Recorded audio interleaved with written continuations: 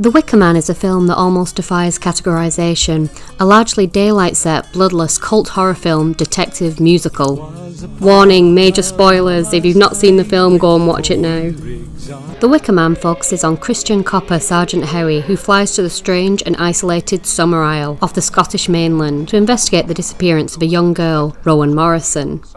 Sergeant Howie becomes increasingly horrified as he is subjected to the overt sexuality of the island residents, their pagan rituals, which will culminate in the ominous upcoming May Day festivities. At the end of the film, we discover that Howie has been lured to the island specifically so that the locals can sacrifice him to their god to ensure a plentiful fruit harvest next year.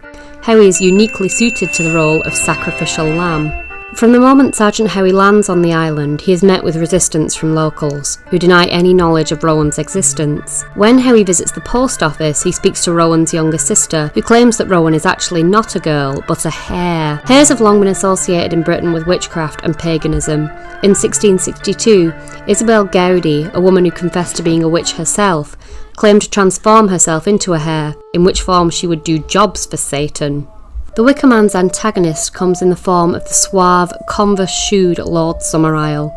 Much like Howie, Summerisle is himself an outsider, with as much to lose as Howie. Whilst Howie represents a strength of belief and commitment to his values, Summerisle is a more mercurial character. He clearly doesn't see himself as one of the islanders, viewing their rituals almost anthropologically. Christopher Lee in the role of Summerisle brings with him the presence of his previous horrific roles. Summerisle is, at least on the surface, an easygoing and affable person, but as the male head of the island represents a sinister sexual energy. Summerisle and Howie are two figures of authority set as polar opposites. Where Summerisle is casual, Howie is uptight. Where Summerisle is charming, Howie is a difficult character to like. The Wicker Man takes stereotypes surrounding sex in horror films and turns them on their head. In horror films, it's accepted wisdom that virgins live, and those who engage in casual sex die. What are you doing? Hey, now cut that out right now. That's not funny.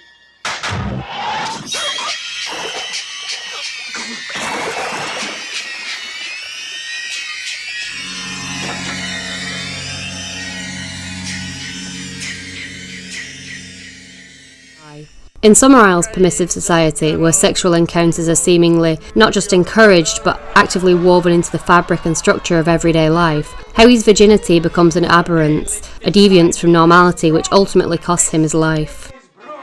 Although the island may on the surface appear to be a liberal, sex-positive, progressive sort of place, what we're seeing is a deeply patriarchal religion, with a male leader and the necessity of sexual performance for self-protection. Schoolgirls are indoctrinated to venerate the penis and phallic symbols, such as the maypole. While there are three women central to the film, the school teacher, the clerk, and the landlord's daughter, they all act in deference to Lord Summerisle. At the end of the film, Lord Summerisle dons a black wig, a dress, and a strangely white face to lead the locals in a procession to the May Day sacrifice. Summerisle is transformed into an uncanny representation of womanhood, as Barbara Creed would put it, a monstrous feminine. As Howie screams to Summerisle that this sacrifice won't make the island's fruit crop return, Summerisle screams back that the sacrifice will work and the crops will not fail.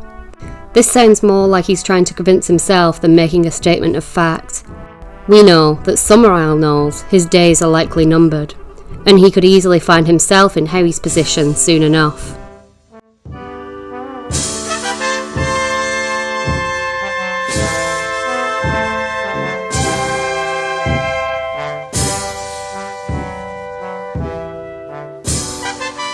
Thanks for listening to my quick analysis of 1973's The Wicker Man. What's your take on the film? Let me know and see you soon. Bye!